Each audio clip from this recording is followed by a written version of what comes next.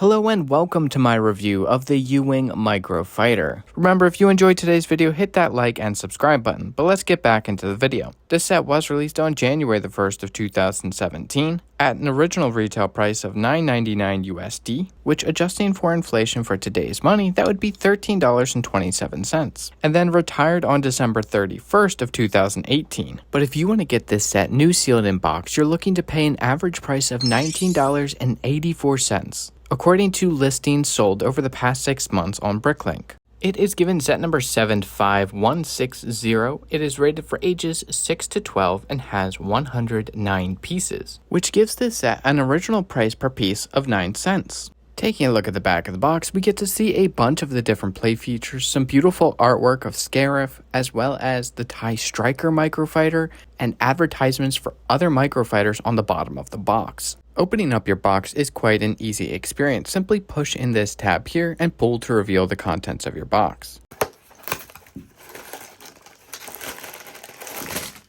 Inside your box, you'll find a total of 2 unnumbered bags and your instruction manual. Now, in the back of your instruction manual, you will find advertisements for other Microfighters released around the same time. Also inside of the back of your instruction manual are going to be some advertisements for some sets released at the same time, and holy moly, these are some bangers. I forgot how peak the Rogue One era was. I truly wish I purchased all of these back in the day. And here is your first look at the final product. I like it. I think it's pretty cool, but then again, I am a Microfighter person. There is a bit more to this Microfighter than you'd expect. There are some play features to talk about, but before we do that, a good place to start with this review is going to be the minifigure. Now, our minifigure is the Rebel U-Wing pilot, and he is exclusive to this set. This minifigure has some really good printing on his torso and legs. There's a lot of very fine detail. I personally like the color combo of that dark blue with that nice dark green. But the highlight of this minifigure is that helmet mold. I loved when LEGO used to do this, where the visor of it was actually a clear molded piece. It wasn't printed on the minifigure head. This is a molded piece, and I think it looks phenomenal, and I hope LEGO goes back to doing this. And the helmet all around just has some really good printing on the sides. There's a lot of great detail, and that detail even continues on to the back of the helmet. Now, they do also give this minifigure some torso back printing. Now, underneath of that fantastic helmet is a face print, which is in fact dual-sided.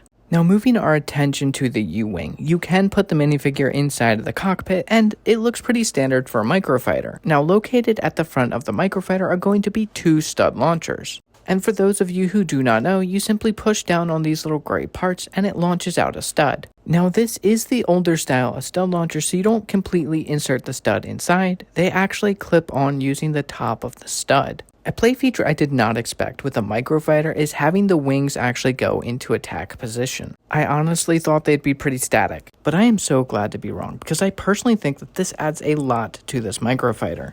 Because it makes this Microfighter way more swooshable. It is so much more fun to fly around with the wings in attack position than it is with them completely closed. This thing is a blast to fly around, just like the larger scale model, just snack sized. Call me a fiend, but I am absolutely obsessed with overall engine design and thrust on LEGO models because this seems to be a section of a ship that they never slack on. And yes, it is a Microfighter, so you're not going to get a ton of greebling and a ton of the finer details, but the overall design and part usage here is incredibly clever to capture the likeness of what we see on a full-scale model. Now, another surprising detail that they actually were able to squeeze in here is this window here that is on the other playscale versions. And they got the right shaping here, so using cheese slopes was the perfect idea.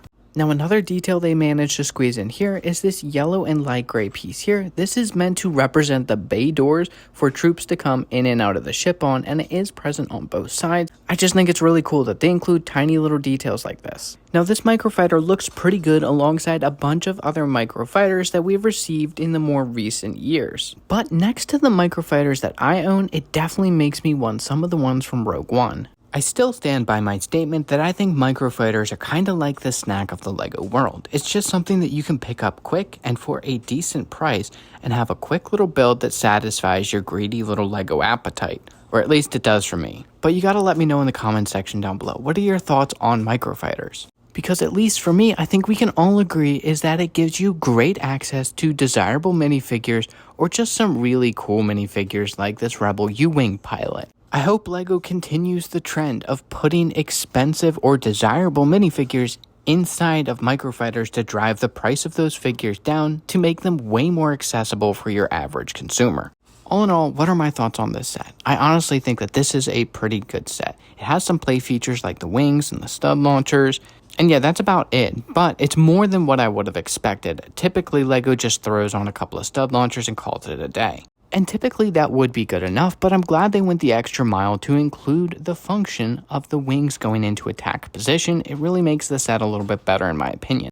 Tack on the fact that the minifigure in this set is absolutely incredible, and the set is still relatively cheap on the aftermarket, only at $20. I have absolutely no complaints about this set. It's no area where I think it could improve, so I give this set an absolute 10 out of 10. It's just a perfect set in my opinion. And that's all I have to say on this set. Thank you so much for watching. I hope you enjoyed, and I hope you found this video helpful for your purchasing decisions. If you did enjoy this video or found it helpful, please let me know by leaving a like. Let me know your thoughts in the comment section down below, and hit that subscribe button. It's a great and free way to support the channel. Join the Discord, the link is in the description. And remember, stay bricked up and enjoy what you love.